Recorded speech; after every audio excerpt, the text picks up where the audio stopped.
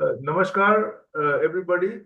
Welcome to today's Critical Lines podcast, our weekly podcast in critical care medicine. So today we have Dr. BIKASH Ray sir.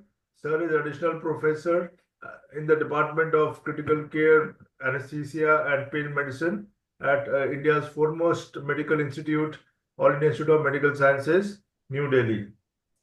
So Dr. Bikash Ranjan Ray has around 100 publications, 15 book chapters, and he's the reviewer of around 4 journals in critical care. He has won several laurels, namely 3 best paper prizes in international conferences, 7 grants from national and international societies and organizations. He's also a very important member of our Young India Industrialist faculty, being a very senior member in our faculty and has contributed immensely to the education on our free channel, that is Young India Industrialist channel. And he's also the faculty for ARDS, MSONO, AHA, BLS, and ACLS courses. So without further ado, we shall start our interactive session in which we'll walk you through some of the important points and burning issues in critical care. So, Dr. Ray, my first question to you is about CPR. So there have been certain advances in CPR, namely mechanical CPR and double defibrillation. Would you like to tell us about that? Yes.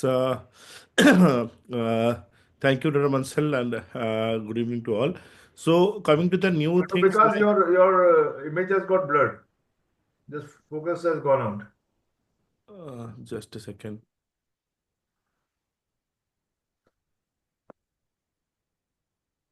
Yeah, okay. I don't know. Something is coming. Yeah. Now it's okay. Yeah. So, yeah, am I audible now? Yeah, good. So, coming to the newer things in current advances in CPR, like you say, double defibrillation is something which is has grabbed the attention of many. So it is like a double external defibrillation. Mostly the indication is like for refractory ventricular fibrillation, which is defined as ventricular fibrillation that does not convert into 3 or more single defibrillation attempts. So basically, there are 2 types of double defibrillation or double external defibrillation. One is double simultaneous defibrillation. Another is double sequential defibrillation. So this based on the logic on which this is applied. So if you there are 2 proposed theory how this 2 or 3 proposed theory how this works. First is a power theory where you the theory is that if you deliver a larger amount of power, that will be better effective for reverting the myocyte out of refractory ventricular fibrillation. That is the concept where you use a double simultaneous defibrillation or DSD they said. So what happens ki you give you attach 2 defibrillations side by side and you simultaneously give the power and then you start the CPR as per that. So that is the power theory based on sequencing. So they have found in animal studies that the heart can tolerate up to 720 joules. So increasing the power or doubling the power is not a issue here also. Then the second theory is the sorry. Second theory is setting up theory, in which it is said that the first defibrillation will set up the myocyte for decrease the threshold for reverting back from the myocyte from the refractory ventricular fibrillation, and if sequentially if you applied another defibrillation, that is going to act on that, and the chances of reverting back is be better. So that depend that is based on the double sequential defibrillation. So these are the 2 things which are come up for double defibrillation. Most of them are based on case reports, and there is only one study. It's a retrospective study they have found. Although there is no change in the mortality, but those who survive, the chances of them going back out of hospital to home is increased 30% versus 13% if you are using double defibrillation compared to the standard defibrillation techniques. Uh, how to do that? That is a again many things are not clear regarding the technical or logistic aspect. Only thing is that you apply the normal position of the pads, and the second pad can be in anterior posterior direction or just adjust to the first pad that is applied. Make sure they don't touch each other. Otherwise, there may be some damages to the patient and the defibrillator also. and most of the time you require two-person to deliver those things. And whether using a single larger pad or whether using a much more higher energy or other technical specification regarding how to use these things is not clear in literature till now.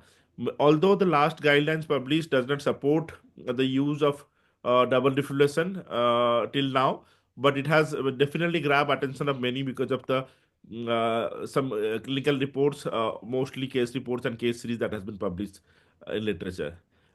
Regarding other advances in terms of CPR that has come up, mostly there has been larger studies regarding how to monitor inside during the CPR. So it is not that recent, but definitely the accelerometers are now being used in many devices to quantify your CPRs. ETCO2 is definitely one thing that you should use. Anything less than 10, if you are doing CPR, qualities are not good, and anything more than 15, chances of revival are high. So you can have different devices, which is also recommended by the society to do these things. Regarding other indications like newer drug therapy or newer mode of deliveries are being tried, but most of the studies are negative trial till now. We don't have anything. Only thing that has grave attention is double defibrillation, and these are the two techniques mostly that is delivered. One is double simultaneous defibrillation, and one is double sequential defibrillation. Okay, sir. Great. So moving on is about mechanical ventilation. One of the uh, most important areas for intensivists. Now, and when we have this patient of ARDS, ventilation is very important, right? We have to set the with tidal volume and PEEP, which are the two most important parameters. Yes. And down the ages, if we go, we had the recommendations from the ARDS net, then we had driving pressure, then we had mechanical power, and now very recently, recruitment to inflation ratio has also come in to guide us about how to set peep and tidal volume. So, sir, can you kind of give an overview for all our audience and viewers? What is the best technique that should be followed in ARDS patients to set tidal volume and peep? Okay, so this is one of the most running topic in critical care, especially ARDS mentality management, maybe since last 20 years. How to set up the PEEP or what is the optimal PEEP and how to set up the TAT volume.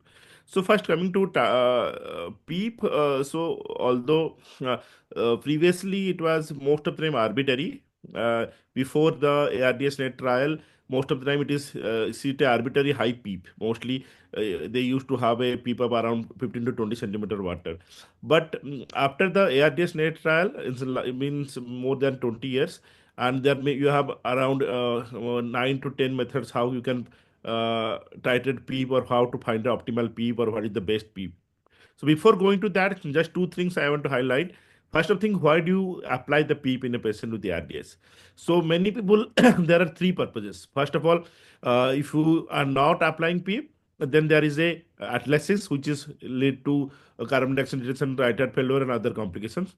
And if you are applying a very high PEEP, there is again over distension and the ventilator induced lung injuries are there. And third is the oxygenation. So most of the thing previously many people have used it as a primary target to increase oxygenation. However, it has been found in many studies that oxygenation is a part of PEEP, but primary aim of giving the PEEP will be the other two indications like to prevent overdistension or to prevent any atlasis. So oxygenation is a side product of that. So with that lesson, first of all, the ARDS net trial with the ARDS PEEP by FII to treble. So the problem with the PEEP by FII to treble is that they are not based on any scientific evidence. Most of the time, the author at that time say there is in 1994 or 97 there are two consensus meeting about the experts, and at that time they are using a high PEEP, and the concept of if the oxygenation is less, you use higher PEEP. So that is the thing. But till now, many studies use that. I preferably don't use those things because if you don't have anything, you can use those things. But nowadays, there are many other things which can easily be accommodated at the bedside and that should be used. Then comes the PEEP according to maximum compliance. You calculate the PEEP at what is the highest static compliance and you can give that. Again, the advantage is very specific to the patient. And you can calculate it at the bedside also. Then you can see for the inflation, lower inflation point or upper inflation point, and again set the PEEP as per that, just above the lower upper inflation point. But these are never very specific, because from the curve to find out what is the exact point, it is difficult. You can use a recruitment maneuver, either a staircase recruitment or recruitment maneuver, to find out what is the optimal level at which the saturation is static. You can use shunt fractions, intrapulmonary shunts, or you can find out the minimal dead space, like from the and in tidal carbon dioxide difference. So these all has been used, but nothing has been found to be a best model for optimal P. So over the last maybe 10 years, the transpulmonary pressure, CT scan, the electrical impedance technology, and mechanical power or driving pressure has come up.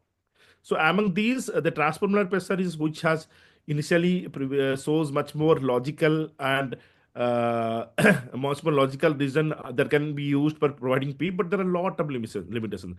Starting from the logistic limitations, like how to use the balloon or esophageal balloon, till whether they can be used in a prone position in non-obese patient. What is the is it correctly reflecting the surrogate esophageal pressure or not? So again, that is not, it is not feasible in all patients. Also, you have a equipment which is expensive. Then you have sequential CTs. There are studies which found that they have compared between 5 to 45 centimeter of water. CT is definitely the best modality, but it is not possible practically to use in all the patients. You have to use multiple slice of CTs in different PEEP levels to find out what is optimal PEEP. And although that studies have shown that this is the PEEP at which the alveoli are open, but what is the optimal PEEP to keep them maintained open, it is difficult to find with the CT scan. Otherwise, CT scan is a very good modality. Driving pressure was first described in 2015 by Amato et al. And they have a bit, if you are keeping it something below 15, or between 12 to 15, that has a very good prognostic value. But setting the PEEP as per the driving pressure levels may not be, again, has not been found to be adequate parameter.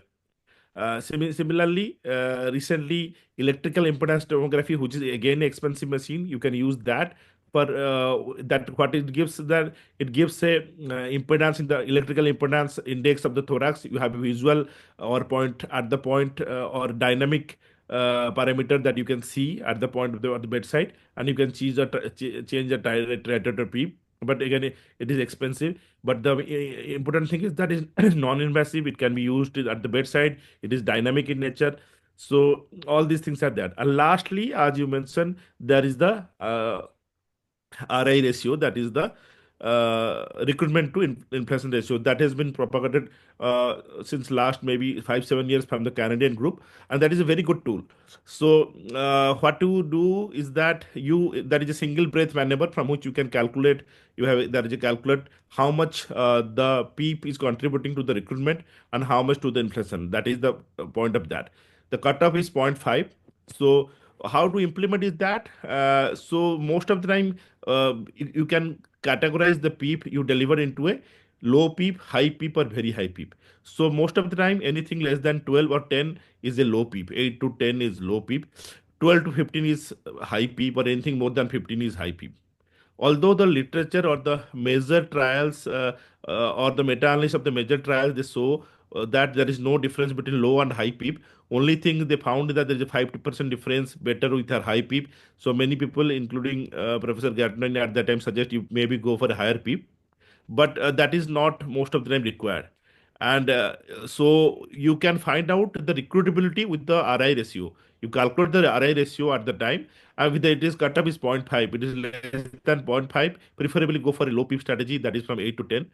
And if you are having a RI ratio of more than zero point 0.5, then you can go for a higher PEEP strategy, like PEEP more than 12. These are the thing you can do at the bedside, and which has shown some promising result. They have certain validation in locally, but with a large cohort, it has not been validated yet. Otherwise, many people like do use the static compliance or the recruitment maneuver to head up the PEEP. Use of ARDS net PEEP by FI2 table has definitely decreased with recent advances of all these maneuvers. Till now, although we have a lot of things in hand to say this is the optimal PEEP is this is the device for using a optimal piece is not uh, appropriate or not possible, because again the two things, ARDS is very variable from person to person or patient to patient, and the nature of the ARDS is also dynamic. So that is the main thing regarding the PEEP. Second thing I want to highlight is the how to select the optimal target volume. So again, the ARDS rate trial has revolutionized that you should definitely go for the lower target volume, which is mostly 6 to 8 ml per kg of predicted body weight or ideal body weight. That is okay. Many years people have used that, but whether going for an absolute value like a 6 or 8 is good enough, or you can go for a lower value, or whether between 6 to 7 which one is better, those parameters are yet to be answered. Now many studies are questioning the 6 ml per kg ideal body weight is whether it is good or not. uh, and many studies has come up with ultra low target volume up to 4 ml per ideal body weight or predicted body weight kg weight to having a is also equally safe enough. Uh, but till maybe now, if you are setting a target volume, you start with 6 ml per kg per ideal body weight, and maybe driving pressure is a better parameter to set up the target volume rather than to set up the PEEP. So if you can adjust your target volume to decrease the target volume or increase the target volume to make it between make a driving pressures between 12 to 15 is better after you start with a 6 ml per kg per adult body weight. That is a better approach to set up the target volume rather than using driving pressure per PEEP. That's why normally we practice our center also, and many people also go for that strategy only. Okay. So thank you, sir, for that answer, detailed answer. Setting PEEP is quite complex. There is no one best way, but Yes. these are the guidelines. And like sir said, tidal volume driving pressure is quite helpful, 4 to 8 ml per kg. Now moving on to the next point for discussion is phenotypes. So there's a lot of buzz around this word phenotypes, and it refers to categorizing, syndromes or diseases into different clinical subtypes. So there's phenotype in ARDS, sepsis, AKI, and so on and so forth. So my request to you, sir, is to talk and just bring out the salient types of phenotypes in sepsis and how we are going to benefit from phenotyping sepsis. Yes. So if you talk about sepsis or ARDS, most of the time a syndromic approach has been used for a group of syndromes or group of similarly active things, and a clinical guidelines and practice has been prescribed for those treatment. However, in recent year, it has been found that it is not a much more subgroup or subspecific varieties are available both for sepsis and ARDS, which maybe have certain role for not only for treatment wise, prognostication wise, or prevention wise also. So with that also, these phenotypes have come up in lastly in many years. Mostly after COVID, there is a surge of articles regarding the sepsis phenotypes. So the phenotypes again can be described or divided into different classifications. Like you have some clinical phenotypes, you have biological phenotypes, you have genetics or genomic phenotypes, or you have temporal phenotypes, something like that. Uh, Coming, if you talk about sepsis, first of all, if you can mostly clinical phenotypes is the most important one, and it was Seymour in 2019 who described these clinical phenotypes first. As per him, it is like you can divide the clinically a patient who is in sepsis into four types: alpha, beta, gamma, and delta types. So mostly the alpha type is the largest one, where a patient have a mild clinical symptoms and very low inflammation or inflammatory markers are very low, and organ dysfunction is absent. So most of the patient is a milder form of is alpha. Beta is mostly seen in older age with higher prevalence of chronic diseases and comorbidities like diabetes, kidney disease, congestive heart failures. Also, there is moderate inflammatory response and more other organ dysfunction also. But definitely increase risk is higher more than beta, more than alpha. Third is the gamma one, who is the patient often with shock and respiratory failure with very high inflammatory markers and high comorbidities. And lastly, delta was the most severe phenotype with high rate of septic shock, coagulopathies, metabolic acidosis, and high mortality risk. So most of the time, what you see in our ICUs are mostly the gamma and delta varieties. So if you clinically divide this alpha, beta, gamma, and delta, so there is a biological phenotype which is known as, again, is whether there is a hyperinflammatory phenotype or hypoinflammatory phenotype or mixed type. So in the hyperinflammatory phenotype, you have all the inflammatory markers like TNF alpha, IL-6, IL-8 are raised. So the term most often used is the cytokine storm you use for that hyperinflammatory response. In the hypotype, the reflex say immunosuppression or immunoadjusted. So the patient have low cytokine levels and develop secondary infection due to impaired immune response. And there is sometimes a mixed phenotype where hyper and hypo are both are found in different stages of the disease progression. So this is one of the type phenotype.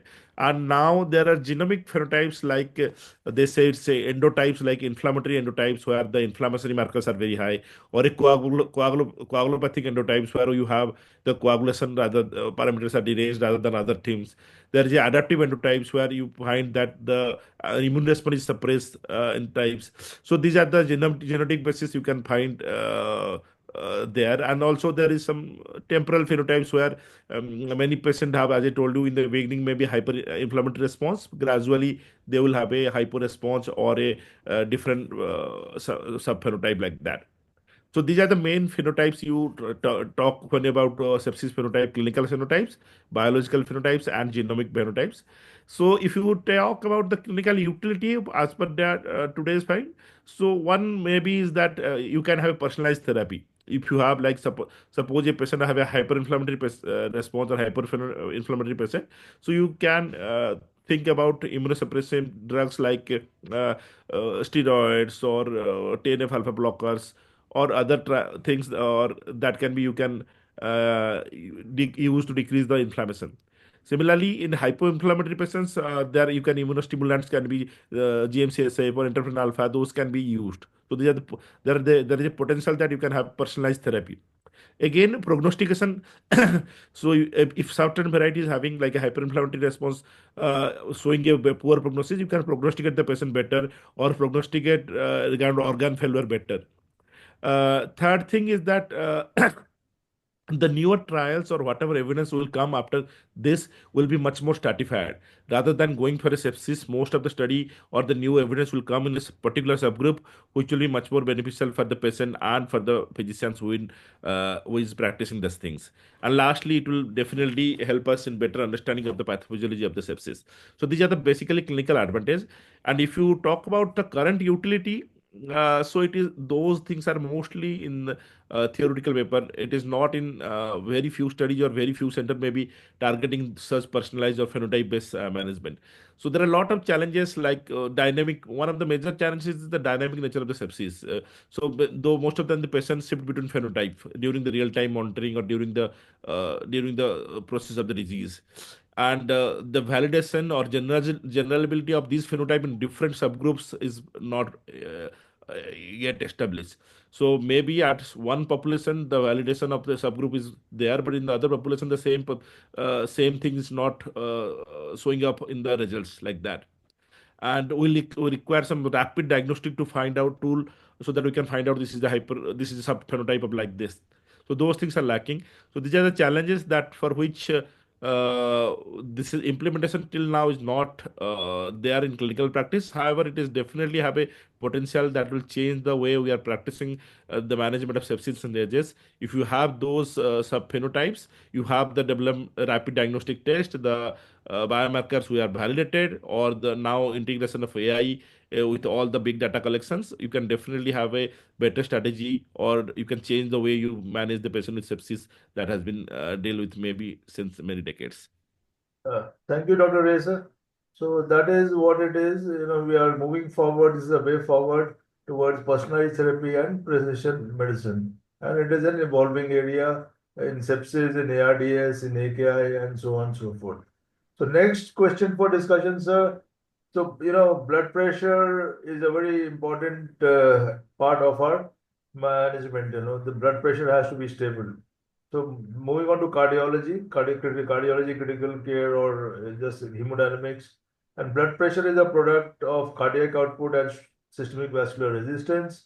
However, when we want to assess fluid responsiveness or give fluids, blood pressure is not taken as a parameter to assess fluid responsiveness or to see whether the patient has responded or whether he needs fluids. So why is blood pressure not taken, sir, as a tool? So, if you first of all, what is fluid responsiveness? So, if you want to define fluid responsiveness, so fluid responsiveness has been defined as the heart's ability to increase the stroke volume or the cardiac output in response to a fluid challenge. So, that is you define fluid responsiveness. However, blood pressure is the product of cardiac output and systemic vascular resistance, as you specifically mentioned. So if you want to say that you take blood pressure as a response for fluid responsiveness, it depends not only for on the cardiac output but also on the systemic vascular resistance. So a significant increase in the stroke volume or cardiac output may not always be as a result of increase in the BP, or which may be compensated or changed due to the change in the SVR. So one of the major thing is that vascular tone, which determine the SVR, that is the systemic vascular response. Like in different pathophysiology, like sepsis, there is a vasculatory shock. In certain conditions, there may be increased SVR. So despite the in a if you in a patient where there is a vasodilatation or the SPR is low, despite increase, if you give fluid, the cardiac output is increased, but the BP may not be increased because the SPR is low. Similarly, in patient where the SPR is high, the BP may be normal, the cardiac but the response of the fluid to increase the cardiac output is poor. So those things cannot be taken care if you take the BP as a endpoint for fluid responsiveness. So also the BP is maintained by the SPR, and the BP is mainly maintained by the autoregulation. So the baroreceptor reflexes, which adjust the heart rate and vascular resistance, are also responsible for this change in SPR. And other factors like pain, stress, medications, and arrhythmias, they also are independent for fluid status or cardiac performance if you take BP as a endpoint. So if you go by the definition of the fluid responsiveness, so it is the if you give a fluid challenge and whether the heart cardiac output or stroke volume is increased, you cannot just you can that is not translated into the BP, because BP has other factors which is taken which affect the BP reading. That is why you mostly rely on a factor which is dynamic enough, and you directly correlate with the increase or decrease in the cardiac output or stroke volume, to be precise. That is a better marker for the whether their fluid, whatever fluid is giving, the heart is responding or not. So that is why most of the time you go for these dynamic parameters for saying that the fluid responsiveness with the fluid challenge, rather than only solely going for the blood pressure values. Thank you, sir. That was really very nice. So just to sum it up, what sir said, like we told, blood pressure is equal to cardiac output into systemic vascular resistance. So when you give fluids or assess for fluid responsiveness, like you do a PLR or whatever, the stroke volume will increase, so the cardiac output increases. But the SVR is also the other factor, right? So the SVR can be variable. In sepsis, it is very low, can be very low. It is low, but it can be very low. So increase in the cardiac output may not be enough to cause an increase in the blood pressure because the SVR is low, or there are autonomic reflexes which can decrease the SVR, or there are patients who are diabetics, or they can be pain response. So the SVR can be variable. So just to summarize what sir has very nicely put together. Thank you, sir, for that answer. So moving on now, sir, what a little about neurointensive care, subarachnoid hemorrhage. So any advances in subarachnoid hemorrhage, sir, in last Yeah. couple of years? Yeah. Okay. Just a minute. So subarachnoid hemorrhage, yeah, in last many years, most of the time there has been some development starting from the diagnostic to treatment to prognostications and prevention management. Every aspect has seen certain development. If you start from the diagnostic, most of the time the advanced CT angiography or the 3D rotational angiography has definitely revolutionized what is happening inside the brain. So most of the time you can find out complete vascular structure with the 3D angiography that helps in find out aneurysms. Or now also there are specific radiological findings which suggest that whether thickening or increased enhancement of the aneurysmal wall suggests this is the point of rupture. Those things also you can precisely say. Also now microRNAs and serum glial proteins are there which has been studied, which has shown promising result. The increasing markers have both for the diagnosis and prognostic values. You can use the biomarkers in a SH patient, although they are in investigational stage, but they are definitely coming up new things. For starting to treatment, most of the time, previously we the clipping and coiling are the two things that has been used. But nowadays, with increase in technology, with the availability of platinum coils, coiling is and the expertise has increased. So most of the time, coiling is the primary treatment rather than going for clipping. And also, you have flow diverters, which are expensive but very good devices, where you decrease the flow to the aneurysmal side, the chances of bleeding or rupture or rebleeding are decrease. And previously, like where there are narrow or wide neck aneurysms, so those things coilings are not possible now. But you have that is web-like structures, even endobreeze they say. Again, those you can fill up those wide neck aneurysms, and that have been so many things in the real interventional things are coming up which are changing the practice. uh, for managing, or if the patient have bleed, if you want to manage or prevent any rebleed, definitely the advances in the surgical and endovascular techniques are definitely helping in because you have those treatment within 24 hours, and that significantly reduces the risk of rebleeding. But nowadays, short-term use of antifibrillary like tranexamic acid has shown reduced bleeding without increasing any ischemic complications. So tranexamic acid has been is used nowadays. Vasospasm management, that is most when you patient comes to the ICU, most of the time focus on prevention of rebleeding and management of vasopressin. So the calcium channel blockers, nifedipine or intra-arterial therapies are there previously. Newer drugs like endothelin receptor antagonist like the caldostatin are being studied, and which has shown again better results. Continuous, and with the for monitoring also, the transcranial Doppler has become a standard practice or standard of care in most of the neuro ICUs, where you monitor the rather than going for other imaging, at the bedside you can continuous transcranial Doppler with ultrasound can be used for perfusion imaging. And for early detection, those they say okay, you can detect before the spasm or just the initial stage of the spasm, you can find out and intervene at that point. uh, Otherwise, for neurocritical advances in management, not specific to subarachnoid hemorrhage, but the coming of brain tissue oxygenation, intracranial pressure monitor, microdialysis, all helps in finding out or what is happening inside the brain, and you can intervene at the correct position or have a better result if you have all these advanced neurocritical uh, monitors. Lastly, early mobilization and those things which were previously not done in case of a neuro ICU, they have been strongly advocated now also. Initial physical and cognitive rehabilitation has been also mostly encouraged in the patient with this subject matter, so that the so that that results are better. And again, future directions, it is coming up. So a lot of studies regarding artificial intelligence to integrate the imaging and clinical decision making are coming up. Stem cell therapy like has shown promising study results to promote not, how it is good it will be recovery is going to be there. So so these are the main things, starting from the diagnostic to prevention, and from future directions like artificial intelligence and stem cell therapy, which are in the current management scenario. Climate change worsens, things will happen.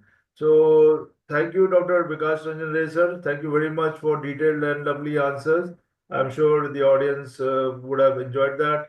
I thank the audience for their patient hearing, and we shall put this up in our YouTube channel for you to review and for others who are not able to join in today. So, Dr. Ray, shall we close the session? Yes, yes. Thank you, Dr. Vansal. Thank you for Thank the you, everybody. Bye bye. Good night.